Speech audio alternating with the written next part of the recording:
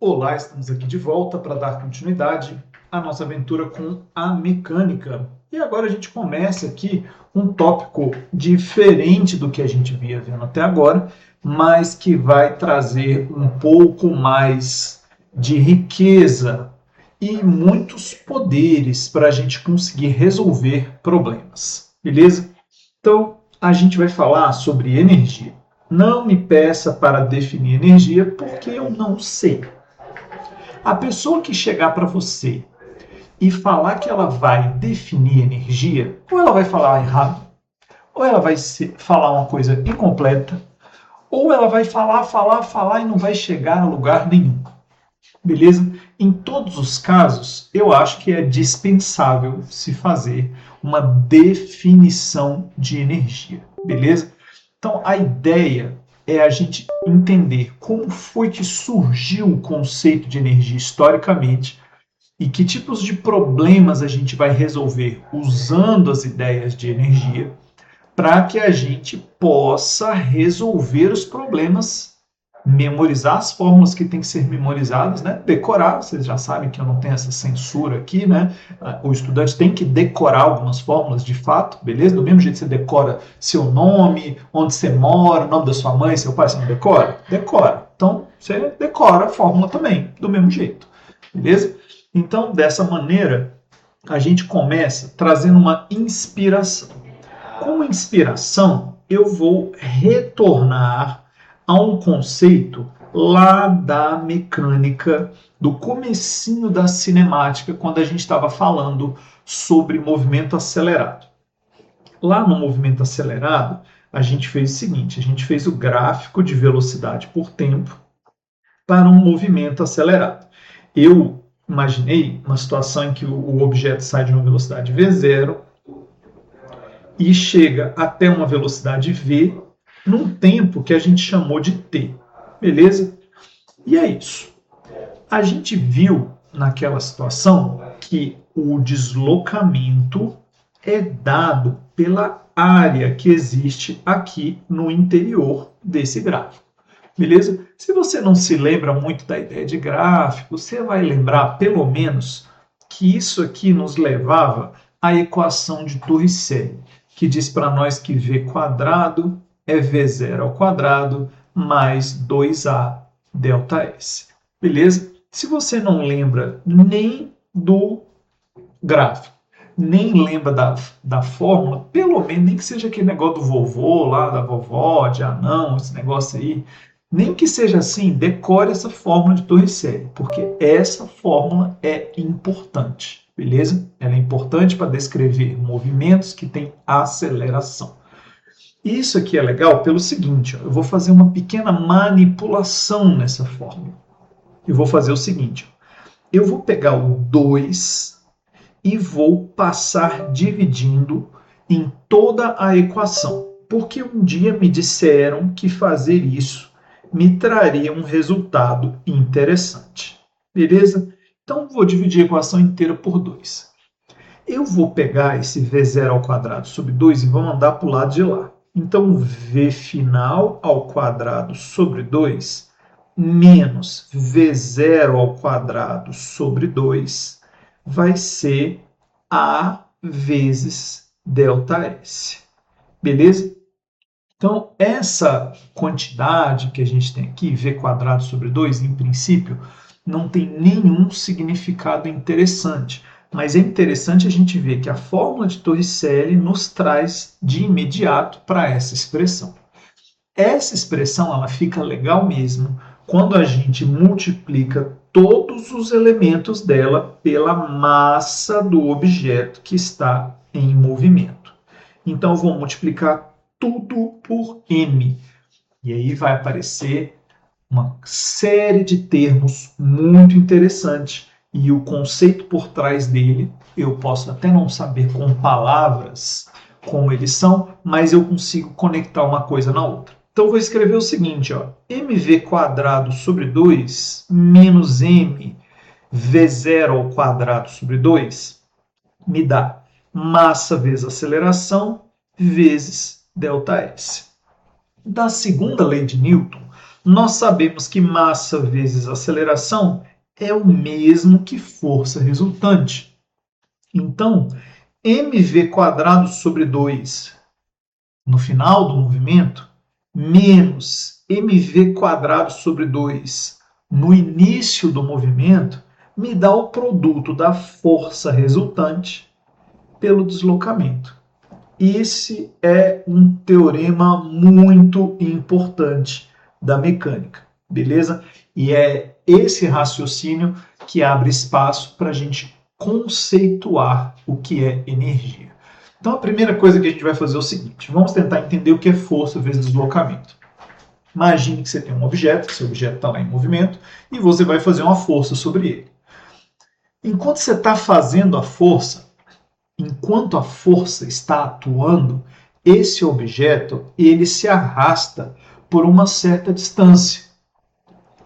E o produto da força pela distância é uma coisa que a gente não tinha usado até agora. Os cientistas colocaram esse produto força vezes distância como um conceito novo.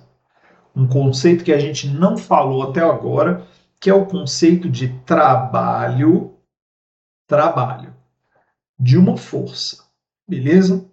Trabalho de uma força. Eu vou deixar bem claro que nós estamos falando do trabalho realizado por uma força. Beleza? Não é o trabalho de uma pessoa, não é o trabalho de um carro, não é um trabalho de nada. É o trabalho de uma força. Na física, o que realiza trabalho é força.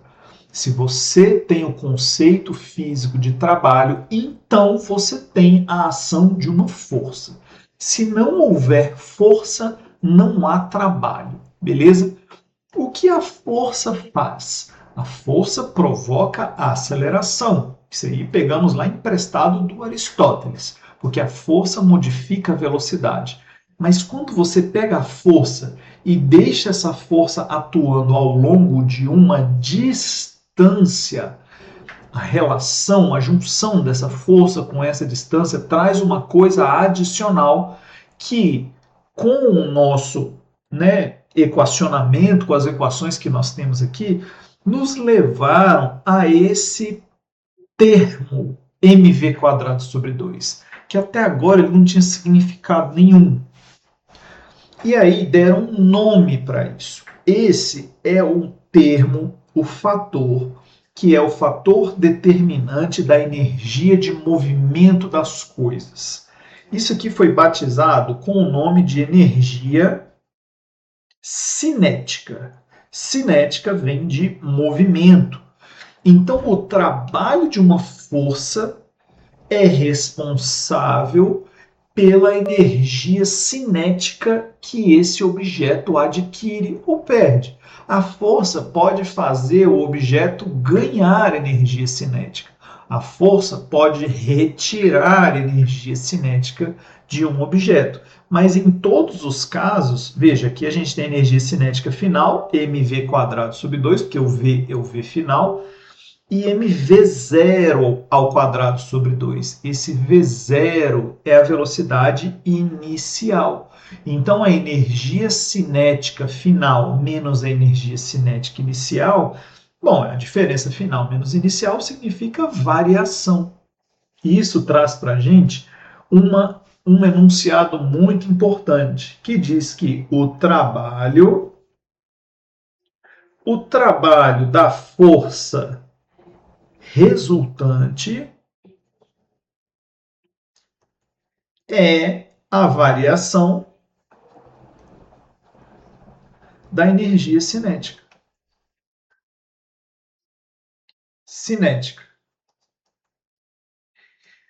O trabalho da força resultante é igual à variação da energia cinética. Beleza?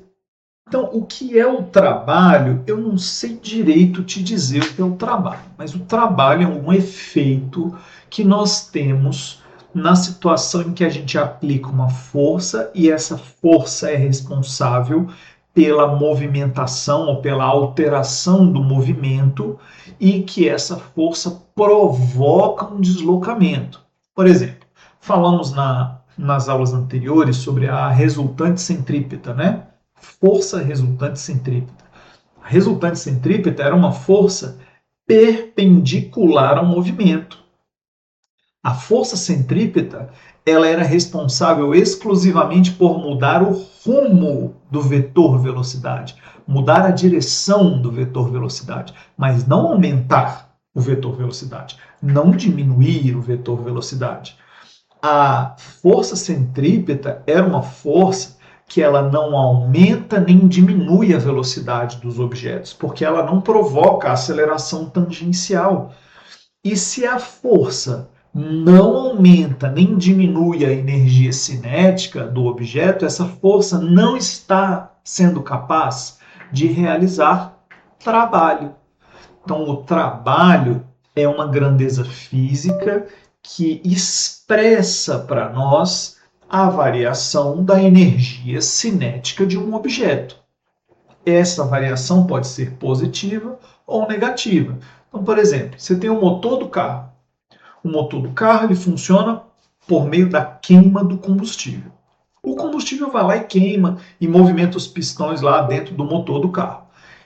Essa queima envolve uma quantidade de energia, no caso, energia térmica, porque toda vez que uma coisa se aquece, existe ali uma energia térmica, beleza? Então, energia é uma palavra meio abstrata mesmo, ela está em muitos contextos, mas o legal é que ela conecta a física do primeiro, segundo, terceiro série do ensino médio, né? As três físicas estão diretamente ligadas por essa grandeza que é a energia.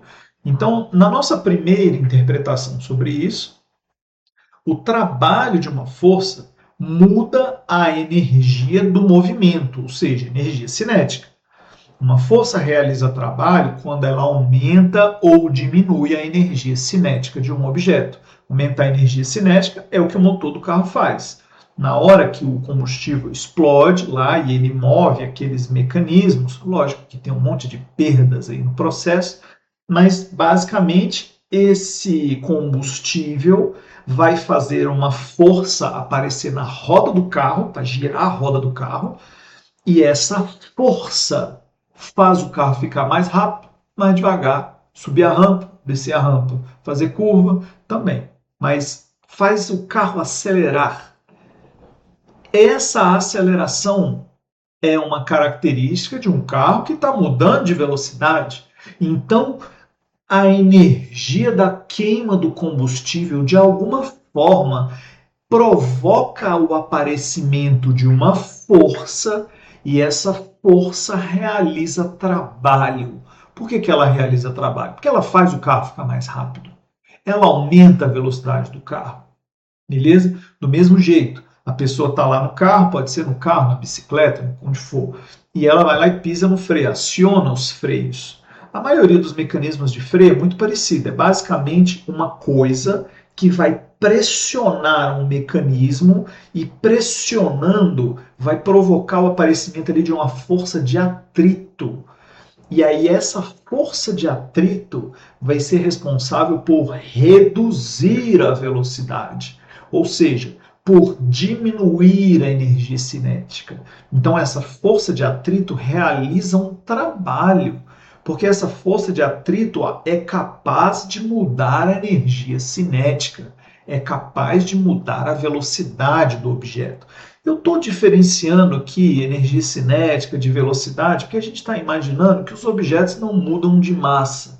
Mas em algum momento a gente vai estudar a situação em que você tem, por exemplo, um carrinho de compras com vários sacos de farinha e o saco de farinha está furado. Então, com o passar do tempo, a massa vai mudando. Então, por isso que eu estou tomando cuidado de não dizer que a energia cinética é a própria velocidade, porque a energia cinética pode mudar, por exemplo, quando você tem esse tipo de situação de massa variável, beleza? Outra situação de massa variável que nós temos é um foguete. O foguete, quando ele sai, ele queima o combustível, mas basicamente o que ele faz é pegar um montão de massa e jogar para trás com toda a força. Então a massa do foguete vai mudando conforme ele vai indo para frente. Então a energia cinética do foguete não está relacionada só com a velocidade dele, porque a massa dele é uma massa variável. E isso vai tornar o problema de análise de foguete muito mais sofisticado, muito mais complexo e vai exigir, inclusive, o uso de outras grandezas físicas. Vamos fazer muito em breve, beleza? Então, eu não sei o que é trabalho, mas eu sei que o trabalho se expressa por meio da energia. Eu não sei o que é energia, mas a energia muda quando eu tenho realização de trabalho. Então, trabalho e energia são duas coisas que estão intimamente ligados. A forma mais básica de trabalho de uma força que a gente tem é força vezes deslocamento, em que a gente vê qual é o deslocamento provocado pela ação daquela força. Então você tem um objeto, ele está lá em movimento. Então, se você tiver uma força na direção do movimento, ou na direção contrária, né, ou no sentido oposto, né, na mesma direção e no sentido oposto do movimento, acelerando e freando. Se você tem uma força fazendo um objeto ficar mais rápido, ou fazendo uma força fazendo um objeto ficar mais lento, essa força realiza trabalho. Aquela força das aulas anteriores, que nós chamamos de força centrípeta, não realiza trabalho, porque ela não faz o objeto ficar nem mais rápido nem mais lento, só muda a direção da velocidade, beleza? Então aquela força não envolve gasto de energia, porque a energia é um recurso escasso no universo. E eu posso até não saber definir o que é energia, mas eu sei que ela tem muito valor. A energia, tudo aquilo que gasta energia, gasta dinheiro. Tudo aquilo que consome energia, consome dinheiro. Então eu falo dinheiro porque é uma coisa que tem valor para a sociedade nos dias de hoje. Né? Então, por exemplo, você tem lá um motor elétrico. Esse motor elétrico consome energia elétrica. Lá na terceira série do ensino médio, você vai estudar essa energia de natureza elétrica. Essa energia, por que eu chamo ela de energia? Porque em algum lugar lá no estudo dela, ela está associada a algo que consegue aumentar ou diminuir a velocidade de um objeto. Então eu vou chamar de energia por isso, porque é uma grandeza que está associada a aumento e redução de velocidade. Quando a gente tem lá, já na segunda série, quando a gente tem, por exemplo, uma panela de água que você bota lá no fogo, na hora que você pega essa panela de água e bota no fogo, em princípio, você tem que o fogo ele é capaz de esquentar ali a água. O que é esquentar? Aumentar o grau de agitação das moléculas, né? Ainda que no nível microscópico a gente pense que tem um aumento de velocidade, não é desse aumento de velocidade que eu quero falar agora.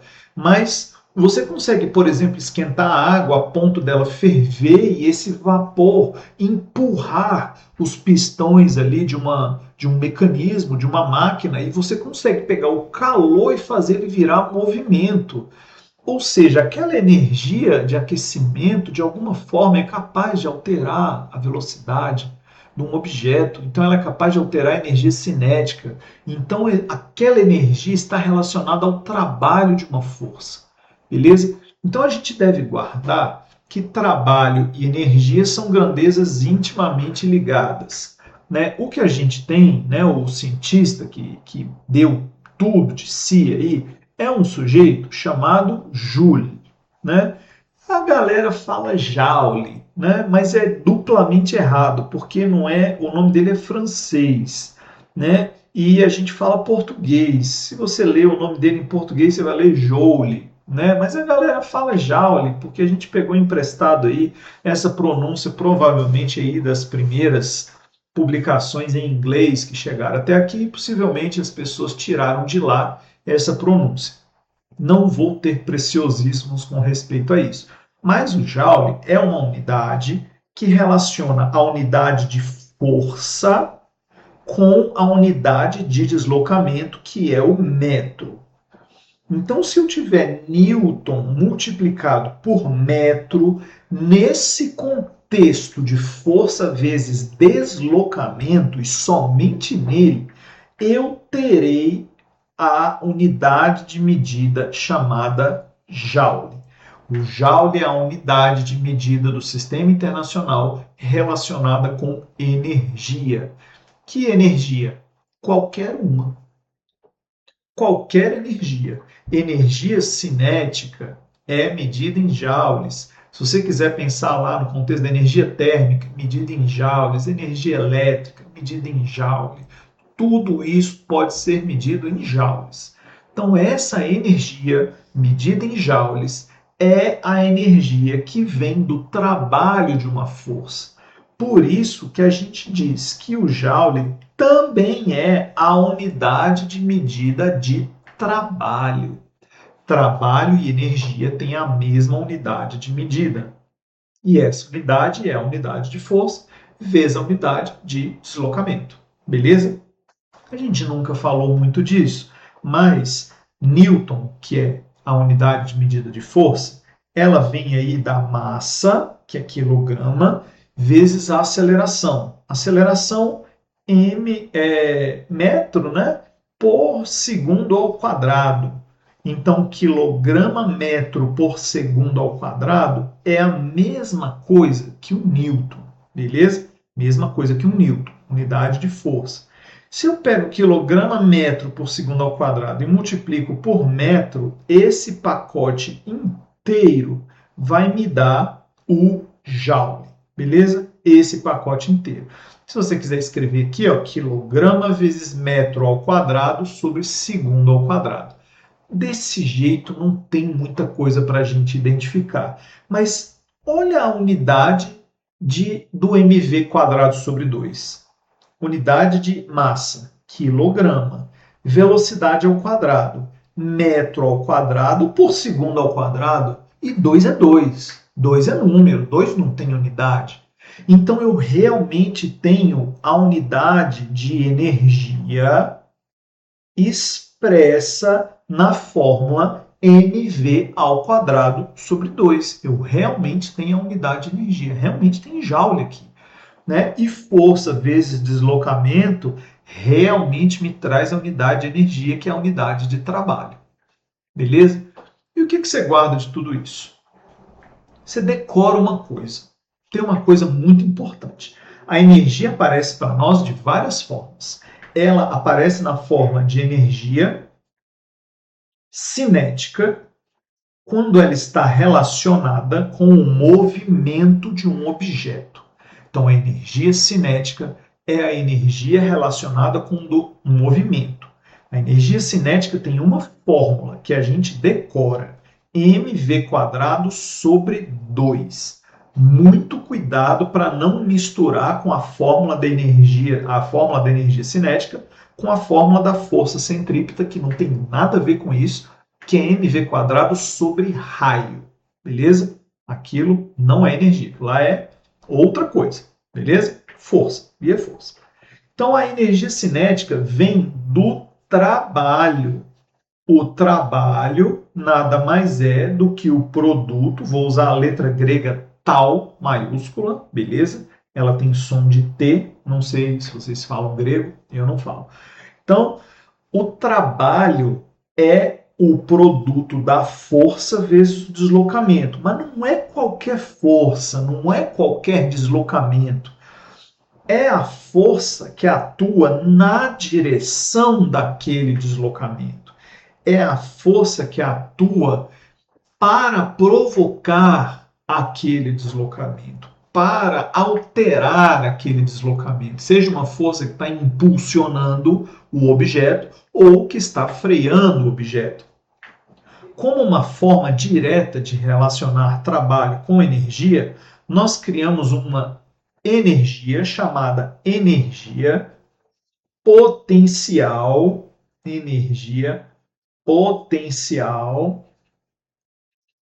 gravitacional. Eu juro que é a última fórmula dessa aula, beleza? É isso. Meio burocrático, meio estranho, mas é uma abordagem conceitual que vai te ajudar nos problemas teóricos lá na frente. A energia potencial gravitacional vem do seguinte. Imagina que tu tem um objeto, aqui um pedaço de papel, por exemplo, pedaço de papel amassado. Se você solta ele, ele simplesmente cai. Ele cai porque a força gravitacional atua sobre ele. Então a força gravitacional faz ele ficar mais rápido quando ele está caindo, porque objetos em queda livre têm a aceleração da gravidade. Ou seja, a força gravitacional durante a queda realiza um trabalho sobre o objeto. Forças realizam trabalho. Pessoas não realizam trabalho. Carros não realizam trabalho. Motores não realizam trabalho. Qualquer uso de dizer o trabalho da pessoa, o trabalho do carro, o trabalho do motor é metonímia, é figura de linguagem. A gente trata do trabalho realizado por uma força. Eu entendo que uma pessoa pode fazer uma força. E você falar, o trabalho que aquela pessoa realizou, você pode até pensar dessa forma. Mas na física, o conceito de trabalho está relacionado à força. O trabalho realizado pela força que aquela pessoa exerce. O trabalho realizado pela força que o motor faz. O trabalho realizado pela força exercida nos freios, beleza? Não é o trabalho dos freios, não é o trabalho do carro, não é o trabalho das pessoas, é o trabalho da força que esses entes são capazes de fazer, beleza? Então, um objeto em queda livre, ele sofre uma força gravitacional. Se um objeto cai de uma altura, vamos imaginar aí a altura h, né, que é a letra que a gente usa lá na matemática para altura, significa que durante a queda, a força-peso arrastou esse objeto ao longo de um deslocamento h. Então, se a força-peso é mg e o deslocamento foi h, significa que durante a queda, o trabalho realizado pela força gravitacional foi mg vezes h. E essa é a fórmula que a gente vai decorar para a energia potencial gravitacional, mg vezes h. Por que eu tenho que acreditar que a força gravitacional exerce esse tipo de efeito e provoca um aparecimento de energia? Ora, se o objeto está caindo, ele está ganhando velocidade. E a velocidade que ele está ganhando vem de uma energia. Uma energia que está onde? Qual foi o motor que empurrou esse objeto para cair? Motor nenhum. De onde o objeto tirou essa energia? Uma coisa que a gente tem aqui, que é muito clara, é que essa grandeza, a energia, ela está por aí e ela fica trocando de lugar, mas energia não surge, energia não desaparece. Energia se transforma, igual átomos. Quando você pensar aí de onde surgiram os átomos, a gente vai entrar numa coisa aqui filosófica, né? Cosmológica. Sei lá de onde surgiram os átomos, sei lá de onde surgiu a energia, mas o fato é que a energia realizada, né, o trabalho realizado pela força gravitacional, provocou o aparecimento da energia cinética no objeto que está caindo. Então a energia potencial gravitacional, ela tem esse nome potencial porque é como se ela tivesse guardada no objeto só porque ele foi colocado ali naquela altura h. Quando você pega um objeto e bota ele numa determinada altura, ele tem potencial, porque se ele cair e seguir o seu caminho sem nenhum obstáculo, a força gravitacional vai acelerar ele e vai dar para ele uma energia cinética. Essa energia cinética não pode surgir do nada, porque o objeto não está se desfazendo ao longo do caminho. Ele está ganhando energia, essa energia tem que vir de algum lugar. Então a gente imagina, essa energia foi dada para o objeto quando você pegou ele e botou ele lá em cima da estante, lá naquela altura h. Você gastou energia para botar ele lá. Essa energia é a força vezes deslocamento, mg vezes h. Então você gastou mgh para botar ele lá em cima, então esse mgh está armazenado no objeto só porque ele existe. E olha como fica conveniente. Um objeto que está aqui em cima, a uma altura h em relação ao solo, esse objeto ele tem uma energia potencial gravitacional que vale mg vezes h, só porque ele existe. Essa energia é chamada de potencial porque, se ele cair, quando ele chegar lá embaixo, essa energia mgh vai se converter em energia cinética, mv ao quadrado sobre 2. Quando esse mgh se transforma em energia cinética, a gente tem o objeto ganhando uma velocidade dada por raiz de 2 vezes g vezes h. E eu já sabia disso, porque lá da equação de Torricelli, quando um objeto é abandonado do repouso, estou escrevendo a equação de Torricelli, quando um objeto é abandonado do repouso e ele cai de uma altura h, ele atinge uma velocidade igual a 2 vezes g vezes h, portanto, raiz de 2gh, como a gente já sabia. Isso traz para a gente uma comodidade muito grande, porque eu vou ser capaz de avaliar problemas quando eu não sei nada do que aconteceu no meio do caminho. Eu só sei o que havia antes do movimento e depois do movimento. Eu só sei como era o movimento no início, lá, quando o objeto foi abandonado ou arremessado. E eu pretendo descobrir quanto ele tem de energia lá no final, depois que ele já chegou, né, lá no seu destino. E nós temos aqui ó, que o ganho de velocidade, que é o que vai estar relacionado à energia cinética, é de fato o mesmo que a gente já tinha previsto na cinemática. Beleza? Então o que você tem que guardar? Guarde que a energia cinética é mv² sobre 2. Guarde que o trabalho de uma força é força vezes deslocamento. E a principal consequência disso é que o trabalho realizado pela força gravitacional faz os objetos terem uma energia própria só porque eles existem a uma determinada altura. E se você está mais alto, essa energia é maior. Se você está mais baixo, essa energia é menor. Significa que se você cair mais de alto, você ganha mais energia. Se você cair mais do baixo, você vai ganhar menos energia. E essa energia é chamada energia potencial gravitacional. Beleza? Depois a gente apresenta um problema inspirador para a gente solucionar isso aí. Beleza? Valeu, falou, até mais.